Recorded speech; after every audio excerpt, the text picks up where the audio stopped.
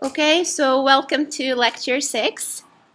And today, exclusively, what we're going to learn, we will learn about how to build a linear regression model. So we will apply all the knowledge that we saw in previous lectures, cross-validation, gradient descent, to build a linear regression model and then a nonlinear one. So for the nonlinear case, we will specifically look at the logistic regression.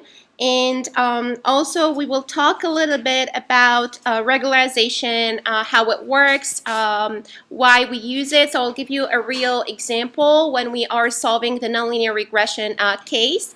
And the third part, it will be just, giving you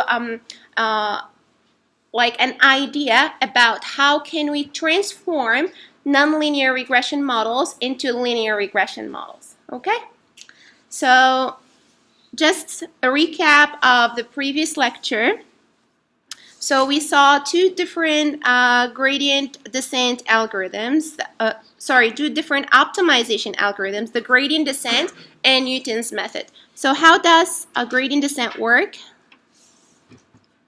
So basically we first have a few parameters. So what are those parameters? Anyone remembers? What are the parameters for the gradient descent algorithm? So yeah, we have the alpha, which is, what's the meaning of the alpha? Learning rate. We also have the initialization, right? Our initial guess of the model weight. And then what else? The stopping ratio, the epsilon, that's a parameter. So here the basically stopping, we can call it value. Okay, so how does gradient descent work? Let me guys remind you. So we have our loss function that depends on the parameter w. So here, let's say in this case we have a nice convex function. So first we start off at a point w0, then we compute the gradient at that point.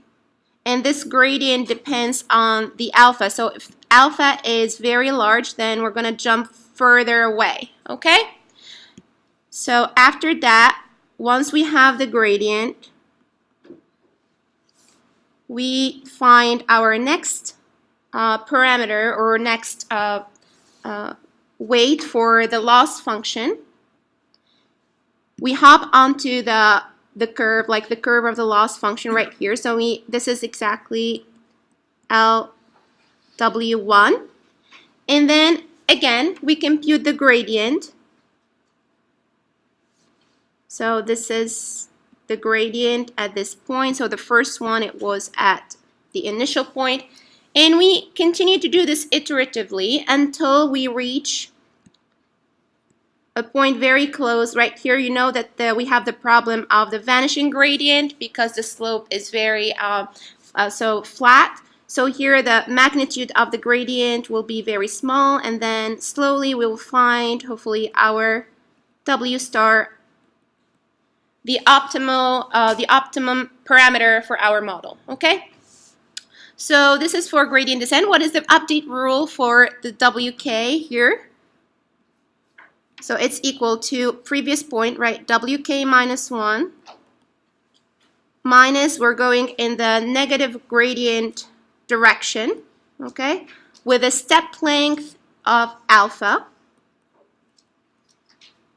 And that's it, okay? Now for the Newton's method, what do you guys have? So how many parameters we have? First we have W0, right? So we need to have an initial point. And we also have the epsilon for the stopping condition where the gradient norm is smaller than epsilon. Okay? So let's graph the different steps of Newton's method. how it works. So we have the same like a similar function. Let's say here it's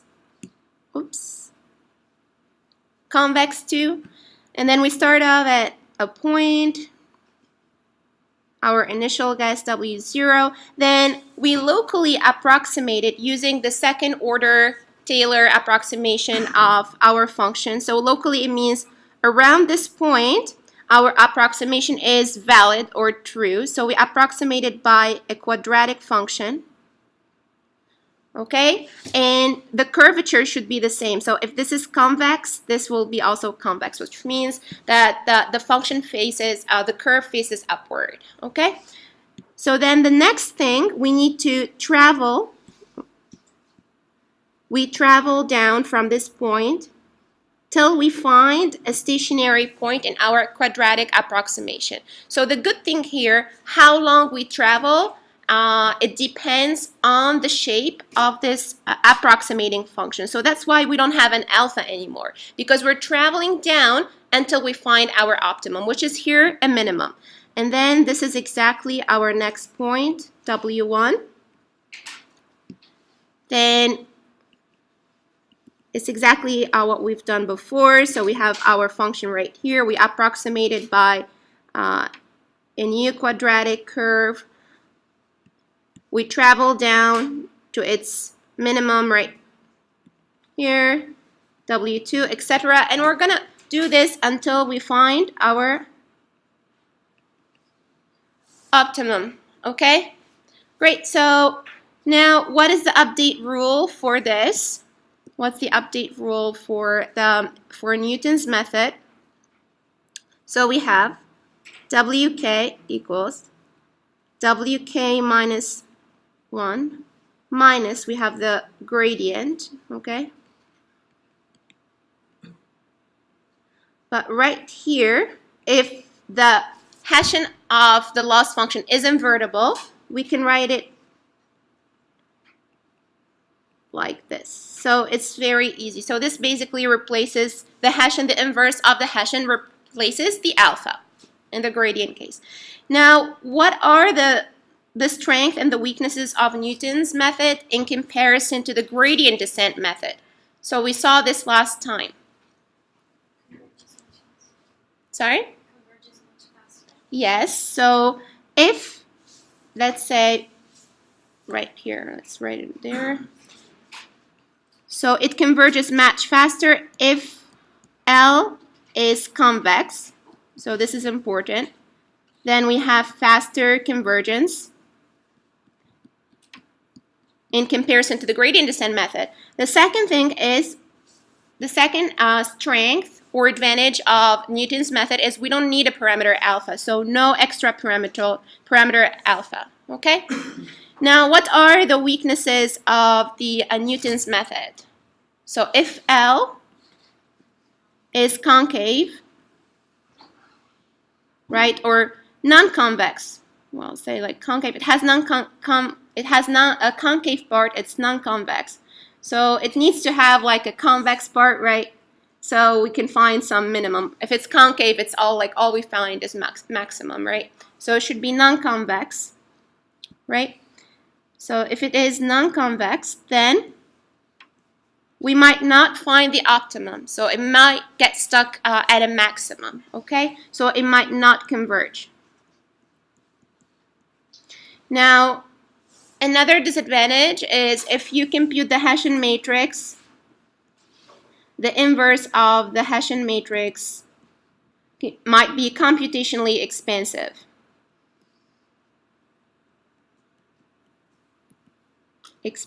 Okay? So this might be time consuming and not straightforward to solve in case we decide to compute the inverse of the Hessian. Great.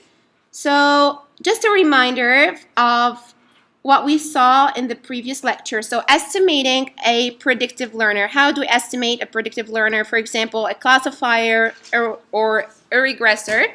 The first step is to define a loss function. So we need to define a loss function L of W, right? And we need to also define a set of parameters. What are the parameters of that function? In the second step, we will minimize the loss function, so we'll find the optimal W that will enable to fit our learner to our data. So we have very good performance when minimizing the loss function, the error between our prediction and our ground truth, or the error between the like the predicted class labels and the ground truth class labels. So that's what we want to do, but we need to use the training data to train our model. So now we're connecting cross-validation with gradient descent and optimization.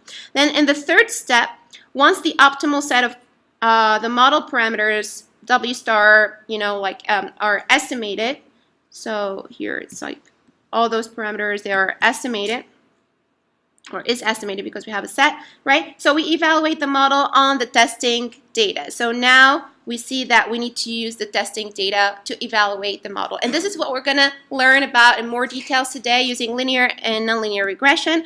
So here, the first step, what you need to think about, you need to think about how to define the loss function L of W and its set of parameters. Now, in the second step, you need to think about the optimization strategy. Which optimization strategy you will use to minimize your loss function, right? Now, in the third step, you need to think about cross-validation. What is the cross-validation strategy you will use? For example, leave one out, 5-fold, 10-fold. You might want to, train and test your model using these three and take the average. So we're going to look at these different cases today, okay?